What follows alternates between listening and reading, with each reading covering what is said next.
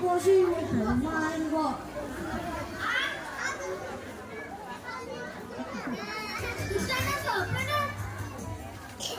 过是因为很慢过。Iya, aku bentar.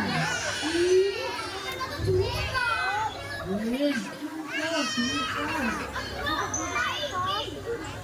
oh.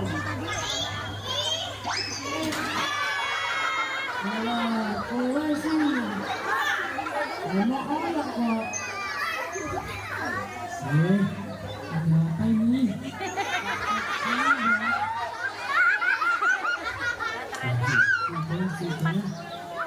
Aku ngerti ya, Simba sudah tahu yang tadi saya awasi dari jauh kok. Sudah dipaham, tapi Risa itu tidak apa-apa. Asal jangan melakukan bunga yang besar. Dari Simba keluar berkata, asal jangan pukul kalian yang ekor. KS, ubah. Iya, wis, gak usah dipikir. Nah, daripada dengan hati mau tukaran, mending gini, tak dongeng. Dongengin apa ya? Tak dongengin cerita Nabi Muhammad. Enggak, harus tahu lah. Terus, Wis, tak dongeng cerita tentang seorang yang seumur hidupnya tidak pernah bertemu dengan kanjeng Nabi, tapi dipuji Nabi sampai Sayyidina Umar dan Sayyidina Ali disuruh Nabi untuk meminta didoakan oleh anak ini. Nah, kita yang ini. Ini mbak itu. Namanya Uwais Al-Qarni. Uwais Al-Qarni adalah seorang pemuda yang fakir dan yatim yang tinggal di negeri Yaman dan hidup bersama ibunya yang lumpuh dan buta. Uwais bekerja sebagai pengembala domba. Hasil usahanya tidak cukup untuk makan ibunya. Dia ada tiap hari. Terkadang ia bergunakan untuk membantu tetangganya yang hidup miskin. Uwais Al-Qarni dikenal anak yang taat dan berkorban dan patuh pada ibunya. Kisah Uwais Al-Qarni, cerita tentang seorang pemuda bernama Uwais Al-Qarni yang hidup pada zaman Nabi Muhammad SAW. Nama Al-Qarni yang disematkan padanya memiliki arti yang dalam bahasa Arab penghuni langit. Melalui kisah ini kita akan mengetahui siapakah sosok Uwais yang namanya sangat terkenal sampai ke langit. Ternyata hal ini terjadi karena ketaatan Uwais kepada ibunya. Uwais adalah seorang pemuda yang berasal dari negeri Yaman. Sejak lahir, ia memiliki penyakit sopak, timbul bercak-bercak putih di seluruh badan. Uwais adalah pemuda yang soleh dan giat bekerja. Sehari-hari ia mengembala domba milik para tetangga untuk memenuhi kebutuhan hidup. Uwais tinggal berdua dengan ibunya yang lumpuh dan buta. Walaupun hidup miskin, Uwais selalu bersyukur dan sangat menyayangi ibunya. Dia selalu berusaha memenuhi segala permintaan sang ibu. Uwais anak, kemarilah sebentar nak.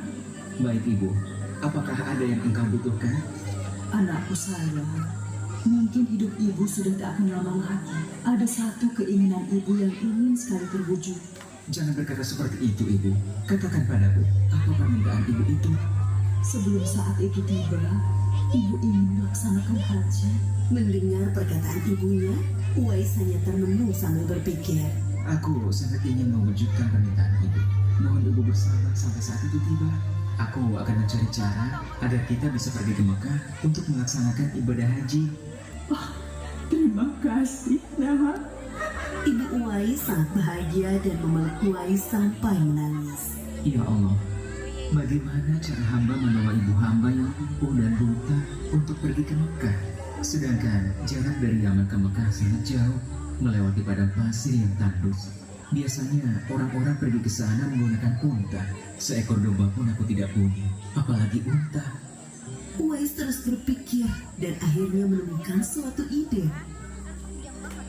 Keesokan harinya, Uwais menemui pemilik domba dan membeli 1 ekor domba untuk dipelihara.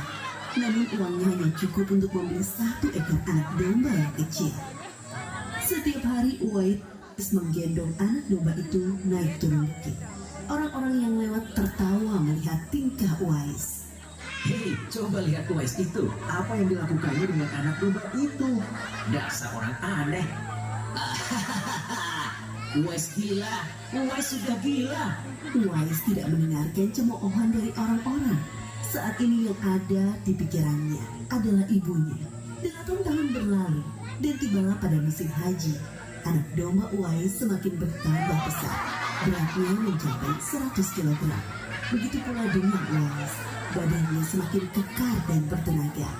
Berkat latihan setiap hari, beban berat yang dipikulnya tidak terasa lagi.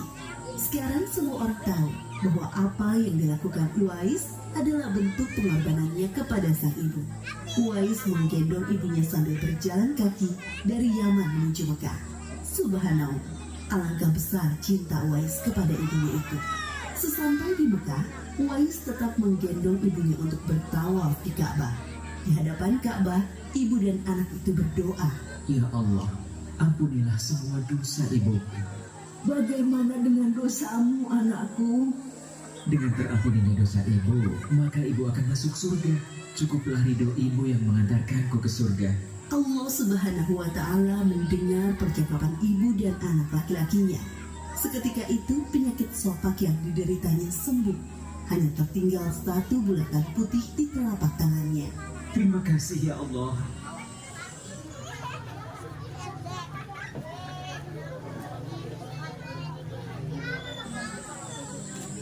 Sekembalinya dari Mekah, Uwais meminta izin kepada ibunya untuk pergi ke Madinah. Uwais ingin sekali bertemu dengan Nabi Muhammad SAW. Dengan berat hati, ibunya mengizinkan Uwais berangkat.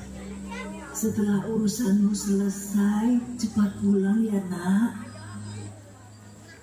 Sesampainya di Madinah, Uwais segera mencari rumah Nabi Muhammad SAW. Setelah menemukan, ia mengetuk pintu dan mengucapkan salam. Keluarlah istri Nabi, Aisyah radhiyallahu anha, seraya membalas salamnya. Apakah saya bisa bertemu dengan Rasulullah Shallallahu Alaihi Wasallam? Maaf sekali, Nabi sedang tidak berada di rumah.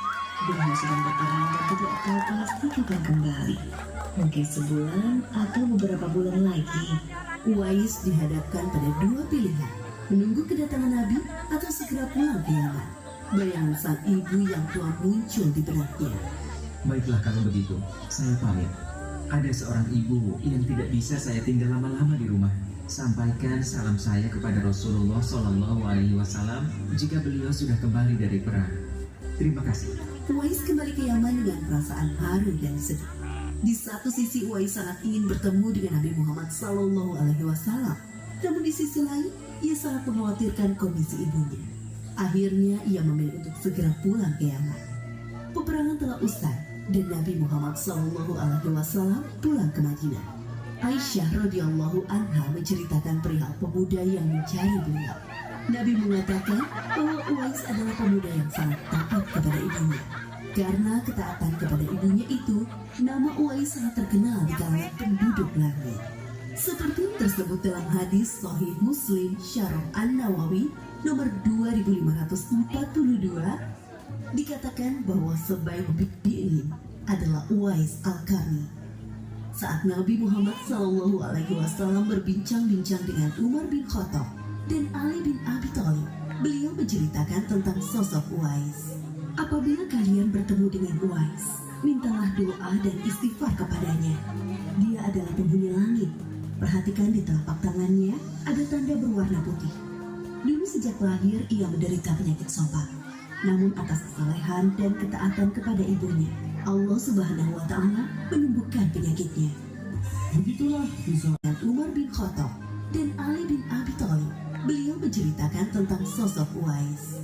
Apabila kalian bertemu dengan Uwais, mintalah doa dan istighfar kepadanya. Dia adalah penghuni langit. Perhatikan di telapak tangannya ada tanda berwarna putih. Dulu sejak lahir ia menderita penyakit sopak. Namun atas kesalehan dan ketaatan kepada ibunya, Allah Subhanahu wa Ta'ala menyembuhkan penyakitnya. Begitulah kisah Uwais Al-Qarni yang berhasil. Seorang laki-laki yang biasa dipanggil Uwais. Dia memiliki ibu, dan dulu dia memiliki penyakit belang di tubuhnya. Carilah dia dan mintalah kepadanya agar memberikan ampun untuk kalian.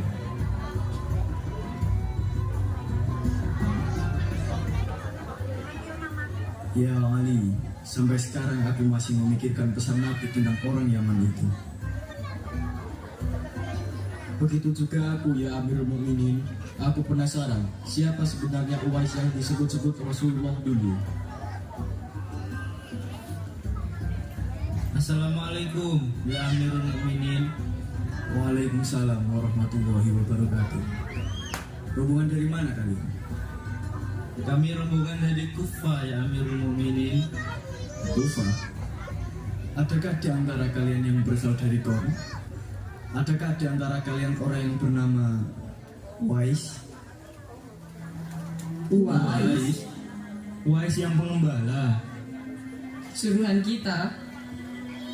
Masa seorang Amirul Mukminin? Maaf ya Amirul Mukminin, dalam rombongan kami ada yang namanya Uwais, tapi dia hanya seorang pengembala kambing. Kami beri dia 300 dirham untuk menjaga kambing-kambing kami. Penggembala kambing? Mungkin tidak ada salahnya kalau kita coba menemuinya ya Amirul Mukminin. Ya Amirul Mukminin, itu dia di sana. Assalamualaikum. Waalaikumsalam warahmatullahi wabarakatuh. Subhanallah, Amirul Mukminin. Apakah benar kamu yang bernama Uwais? Benar ya Amirul Mukminin, saya Uwais. Subhanallah. Wahai Uwais, sang penghuni langit, kami semua ingin memohon doa dan istighfarmu. Tidak. Siapalah saya wahai Amirul Mukminin? Saya hanya seorang fakir, penggembala kambing. Apalah arti doa saya? Uwais, percayalah, ini adalah perintah dari Rasulullah yang juga salam untukmu. Rasulullah menitipkan salam untukku. Betul Uwais. Beliau ketika kami bertemu denganmu, kami meminta didoakan dan dimohonkan ampun olehmu. Benarkah itu ya Amirul Mukminin? Benarkah itu?